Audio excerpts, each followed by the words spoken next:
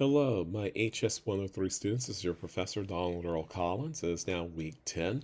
We're into the glide path towards landing at the end of the semester in a month from now. A month from now will be the final week of the semester in terms of the regular semester. There's a reading period that comes up after December the 9th, and that lasts until the 13th, and then your final exams start in earnest. And since there is no final exam in this course, for all intents and purposes, you are done in the course after Thursday, December the 8th, 2022, which is barely a month from now. That's 31 days from now. So 31, no, more like, yeah, I'm right, it's 31 days from now. So here we go. Daylight savings time does actually exist, so that's pretty good too. So here's where we stand. I have actually scored all of your proposals for your artifact freestyle assignment projects, whether it be group or individual projects or papers or whatnot. The vast majority of you got approval, something like I don't know what, 55, 56 students, somewhere in that neighborhood. I've approved of like 50 projects, either partially or completely. About 40 or 42 of them I approved without, at the best, maybe minor tweaks. But there are a portion of you did either didn't do a real proposal or did a proposal about something that was outside the time frame or didn't pick an artifact. I had to basically say, hey, I like your idea, but you need an artifact, or you have an artifact, but you don't have a very good idea, or in some cases, with 4 or 5, between 3 and 5 of you, I had to issue a rejection because you submitted something that falls outside of the time frame for the course in terms of what your subject or your artifact or both may be. So a couple of you didn't even submit proposals. You've read a sentence or two and said this is your proposal and said, hey, that's what, as if I didn't repeat myself. And I've said this over and over again. I said this the first day of class, second day of class, third day of class, fourth day of class, and I said it off and on throughout the semester. Pretty much everything you need for this course is listed in the syllabus, and if there's a reason to supplement it, I supplement it with additional documentation. This is part of the regular part of the course. This is part of the syllabus. I go into painstaking detail talking about things like how your proposal is supposed to look. You know, what do I mean by an artifact? I even did a video for this.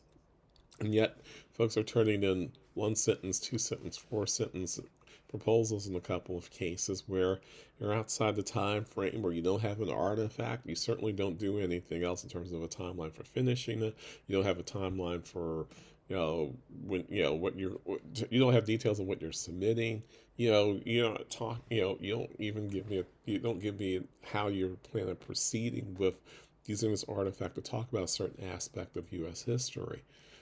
Or you fall outside the timeline with, I want to do something on slavery. You want to do something on the first industrial revolution in the 1830s, which falls out, those kinds of things. And, I haven't completely rejected most of those, that it's like, this course goes from 1865 to the present, right? It's U.S. history. It's not Canadian history. It's not Chinese history. It's not the history of, it's what it is, right? So be cognizant of those things when you do them. And so if you get a score that you don't like, no, you don't get to redo. You get to redo your proposal because I want you to do well on the project overall, but you don't get to redo the proposal for the proposal grade. And it's not fair to the people who did their best and did what they were supposed to do, you know? And this is part of a pattern I've seen with some of you around not following instructions, expecting me to give you every lenience, every sort of, not just being flexible. I mean, I think most of us as professors are flexible. There's a difference between flexible and acting like I'm some customer service representative who, because I'm not going to bend on certain things because it's not fair to the class as a whole, to basically get mad at me. I'm like, shoot, I wouldn't like your grade either, to be honest with you, but you did what you did. You're all adults, and I'm trying to treat you all like adults, not kids, you know. You don't see me flying off at the handle every time you do something I don't like, which is pretty much at some point in every class, right? Among some of you anyway, right? You don't see me flying off at the handle every time you're late, every time you need to miss class, every time, so give me the same sort of just basic human decency. I'm not even asking for respect at this point, even though you should, but I'm not even asking for that. Just basic human decency. I'm a human being. I'm dealing with over 100 students across 4 classes, including more than 50 of you in the 2 sections of HS 103, which means I'm constantly reading your stuff, constantly checking emails, I'm constantly responding to folks. I'm meeting with people during office hours. I'm meeting with people outside office hours. Maybe take that into account before approaching me, assuming that somehow I have ill intentions toward you because I give you a certain grade based on criteria that I've already laid out in the syllabus. Just trust me is what I'm asking you to do. And in this case, you should trust me because the bottom line is if you do well on this assignment, if you do really well on your final project and submit it on time and do the video presentation, or if you do it in person, do the in-person presentation, do well on it, this will be accounted for in terms of your final grade, right? It might be 45%, but in some respects, it might be worth a little bit more than that 45%. When I'm trying to determine borderline whether you have a C plus or a B minus, a B plus or an A minus or an A, right? If you want that higher grade, if you're not doing that well in class, this is your opportunity to try to make up for some of it, if not most of it, with this project. So don't fret, don't get peeved, don't don't send me an email claiming that somehow the customer is always right and somehow that I, as the customer service representative who happens to just be a professor of a PhD who's been doing this for a while, yeah, isn't doing things right the way you want them to be done, right? Class is what it is. So I don't want to belabor this too much more, but luckily, we're done with this great big period of grading, and hopefully, this is enough for most people in terms of their feedback I've given them on their proposals to move forward. So, anyway, today's focus is basically the summary for folks who can't make it in person and might be too sick to even be online tomorrow, regarding the U.S. and its superpower growing pains in the period between the late 1960s and the early 1990s. This is the rest of the course, really, when it comes right down to it. Right, we've covered the civil rights era and the late civil rights movement and offshoots of civil rights movements to other social justice movements as we understand them today. And we've covered the sort of devolution of you know of the American government, and with that the devolution of sort of American politics that's come with it since 1968. We started that whole process talking about Nixon, Vietnam, and so on and so forth. Now we'll talk about the latter stages of the Cold War, as well as what's happening in the U.S. in terms of socioeconomics and culture and so on and so forth in the period between roughly the late 1960s until the end of the Cold War period. Now, I didn't cover everything. There's a lot of stuff that in this period that gets left out, oftentimes because historians have a lot of trouble historicizing the period after about 1960 or 1970, really, because it's within most of our lifetimes. I was born at the end of 1969, so a lot of things I'm talking about I saw happening in my childhood. I saw happening when I was a preteen and a teenager, and even into my early 20s. And so it's hard for us to really define this period. For a lot of us Gen Xers and young baby boomers born roughly between 1956 and 1961, right? Or 1957 and 1961. It's hard for them, and it's harder for us to really define what's going on because we're still trying to kind of figure it out. And most historians say you can't figure out what's happening in your own lifetime because it's not really history yet. I think that's an incorrect way of defining history, but that's just me. I'm only one historian out of thousands. But here's the thing that you do need to understand, that the stuff that's happened outside the United States in this period that we're talking about, the stuff that's happening within the United States, tend to be kind of, not juxtaposed, but sort of inextricably linked the foreign policies that the U.S. is carrying on outside the U.S. are part and parcel of many of the things that are happening within simultaneously. Um, so if you understand that the U.S. is going through economic problems, growing pains, and you see the U.S. either pulling back internationally or engaging in different ways internationally, it's in response to the things that are also happening internally. The two kind of go hand in hand, right? The Cold War and the arms race and the Red Scare, for instance, go hand in hand. They're not separated from each other, right? You can't have a Red Scare unless you've got something to actually be scared of. Internationally, which in this case might be the Soviet Union, its development of its own nuclear weapons from 1949 on, right? And that Cold War almost went fully hot in 1962, as we well know, the Cuban Missile Crisis, which lasted for 2 weeks, 2 weeks in which the European, Russian, um, U.S. world basically held their breaths for 2 weeks, as the Russians, as we now know, brought nuclear weapons to the island of Cuba in 1962 under Fidel Castro's indirect control to potentially launch at the United States in response essentially to the U.S. having facilities in Turkey that could be launched easily across the Black Sea into the heart of the Soviet Union. That war came probably within about 12 hours of being a hot war. And if it had become a hot war, I wouldn't be talking to you because my dad would be dead and vaporized in New York City, right? There might be some other version of me as an egg walking around, but not this one, right?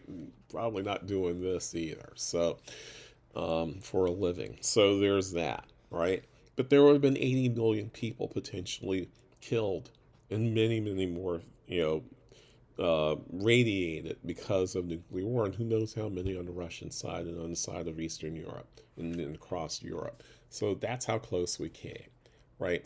But that's just an example of how both are feeding each other, right? The space race is fed by the arms race, and the space race is also fed by the folks from Operation Paperclip, the folks who were Nazis, Werner von Braun, and others who were, Nazis who developed the V1 and V2 weapons were used to develop the rocketry and the miniaturization of rocketry parts, particularly electronic parts, for launching missiles, for having them hit electronically on target within 50 yards of wherever their target was so they can vaporize the whole freaking thing, right? Whether it's Moscow or St. Petersburg or Kiev or any other part of the Soviet bloc.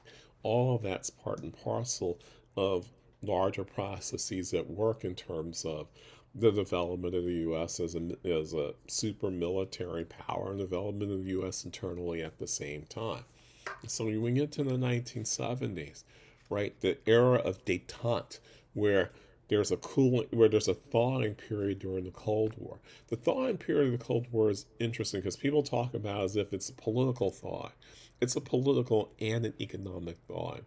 Remember what I said a couple of weeks back when I said that when we talk about the Soviet Union, when we talk about the Warsaw Pact and the communist bloc, we're not just talking about communism. We're also talking about totalitarianism. Communism might be the economic engine, but the political engine is totalitarianism. You can have a communist system with the democracy. You literally could. It's never happened because of the threat of other forces taking over that system. If you were to have folks who were committed to capitalism become democratically elected in a communist state, right? That's why you have totalitarianism in many places, that have adopted Marxist economies or Marxist-esque economies, right? The same thing with capitalism. You definitely can have totalitarianism in a capitalist system. We already are seeing it. Today's Russia, for example, would be one example of it. Hungary would be another example of it. These are folks committed to market-driven economies, but they're not really democratically elected. There's a pretense there. So, and let's be honest, communist China. China has basically a market-driven economy. but they're a communist regime that's also totalitarian, right? So, you know, so the two don't necessarily go together. And so when I say that, talking about détente in the 1970s US, you're also talking about a period where the US is trying to open up new markets. This whole work, this whole thing with working with communist China so that there are more open relations between the US and China in 1972, what's known as, what do they call it? Not, I guess, ping pong politics. I forget what they called it, but I think that's about right. Um, is the way that the U.S. began to get inroads into the Chinese economy in the 1970s. By the late 1980s, China's entire philosophy after Mao reverts to a market-driven economy, and the rest is history. China's basically neck and neck with the U.S. as the number one economy in the world over that, right? Just to give you one example of what happens externally. But part of the reason the U.S. is doing this is because it's facing increasing competition internationally in terms of its economy. The U.S. over the previous 20 years, between 1950 and say the mid 1950s and mid 1970s, goes from an economy that generates roughly 50% of the world's goods and services, right, to an economy that's generating 30% of the world's goods and services. Given the fact that the U.S. population is about 4% of the world's population, that's still great. But 30% is not 50, right? It's just not. And with it not being 50, it means that you're in competition with other economies around the world. Other economies are more modern, they're more robust, they're more flexible in terms of its workers, that actually have more protections for its workers than the U.S. economy, because we insisted that all these things be in their new constitutions when we conquered these people, the Japanese, South Korea, West Germany, soon to be Germany after 1989, right? All of those places could easily compete with the U.S. They were just better places for both um, economic growth and development, particularly industrial development, and while simultaneously being good places for workers too. And so between that, the expenses of the Vietnam War, um, and competition expenses of the Vietnam War, and really the Cold War, and all the expenses that went around the arms races, space race, these other races that tried to prove that the U.S. was number one while simultaneously destroy the Soviet Union and the communist bloc, led to a sense of economic, you know, you know, overheating of the economy in other words. But all that really needed to happen to really change things was 1973. Basically, U.S. economy peaks that year, right? Absolutely peaks, where one person, a steel mill worker or a factory worker or even a coal miner, making the median income of $12,050 a year that year, 1973. In today's dollars, that's worth over $70,000 a year for one person's income.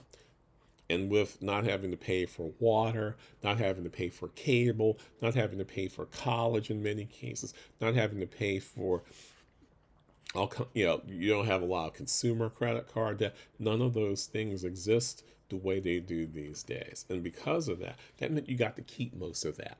You got to keep all of it. So that meant that your standard of living was probably the equivalent of someone making 110, maybe even $120,000 a year as one person for a whole family and two cars and a garage living in the suburbs. Great. That's the height. Then the OPEC crisis hits in the fall of 1973 as a result of the Yom Kippur War between Israel um, and the indirectly U.S. and Israel as a major ally, and on the other side of it, the Arab states led by Egypt and Syria and Jordan attacking Israel to try to regain territory that Israel took during the 1967 war, right? I'm not even going to get into Zionism and Palestine and all of that. There's plenty of that on it. This is really about its impact on the U.S. The impact on the U.S. is pretty clear. U.S. had been importing foreign oil in larger amounts since the mid 1950s because it was cheap. It was easy to do it. It was cheap. It's what kept gas at 35 cents per gallon as recently as the beginning of October of 1973. OPEC, which is its own sort of cartel, which includes states across the world, including Venezuela and Nigeria, finally decides enough. Particularly the Arab states decide enough. You're not getting any more cheap oil. You're going to also use the oil to supply power that's bombing us and taking our land. So guess what? We're going to cut off your oil. And they imposed first of 4 oil embargoes on the U.S. throughout the 1970s. 4. Right, this is just the first. This is a 6-month embargo. The price of gas went to $1.05 a gallon. That's about $9 or $10 in today's terms. So that's a lot of money. That's a lot of money to be shelling out when you've only been paying 35 cents. And we drove gas guzzlers then, and so that impact slowed the U.S. economy down and brought us into a period of stagflation, where economy wasn't growing very fast, but inflation was going up. There were years in 1975 and 1979 and 1980 and 1981 where the inflation rate hovered anywhere between 8% and 13% on any given year. We had back-to-back years of double-digit inflation in 1979 and 1980. How do I know that? Because I actually lived through it, right? I don't even need to look at any history books or anybody's studies on this to tell you. I know. Scholastic Weekly Reader was part of my weekly readings in 3rd and 4th grade and 5th grade. So it's not even hard to know. 1970 to 1980. It's the reason why Carter could not get reelected as president in 1980. Ronald Reagan finally won in 1980. And so that's just an example of the kinds of things we're talking about when we're talking about looking at what's happening in the U.S. economically and culturally, and how it relates to the international world, in which the U.S. is the first among equals and as a superpower and leader in the free world. And you throw in things like the disillusionment over losing Vietnam. And I say losing because there was nothing to gain. What were you going to win? If you won Vietnam, you would have a state that would be a democratic capitalist state. Okay. Well, it's a state. It just kicked you out and decided it wasn't going to be aligned with you. That's all. Did you lose? You lost, nearly 60,000 people and hundreds of thousands with PTSD and drug addiction due to exposure to opium and heroin. And a heroin epidemic at the beginning of the 1970s in cities across the U.S. Which led to, ironically, first treatment and then the war on drugs starting in 1972, 1973 as well. You had corruption that erupted in this period, of corruption of government. Watergate, which seems like quaint and pleasant by comparison to the things we're dealing with now in 2022. But that erosion of trust in government that starts under Nixon because of Nixon's shenanigans and his party shenanigans and his administration shenanigans in the 1970s doesn't help. And neither do the Reagan years. Folks talk about the Reagan years as if there were some glory on high years. If you were living in poverty, if you were teetering between working class, working poor, and abject poverty in the early 1980s, Reagan was not your guy, right? If you worked in factories, if you worked at U.S. Steel or USX or GM, Reagan was probably not your guy, at least not the first term, maybe the second term, if you found work and you moved to Phoenix instead of living in Detroit, or you moved to Atlanta instead of living in New York, maybe Reagan became your guy. But he wasn't your guy at the beginning, because he helped make a recession worse by making it a double dip recession, when interest rates went up to 22.5% to borrow a simple loan from a bank. That's how bad things were in the early 1980s. And the first of big tax cuts went through under the Reagan years. So he had rolled some of those tax cuts back once the economy actually went into deeper recession because of them.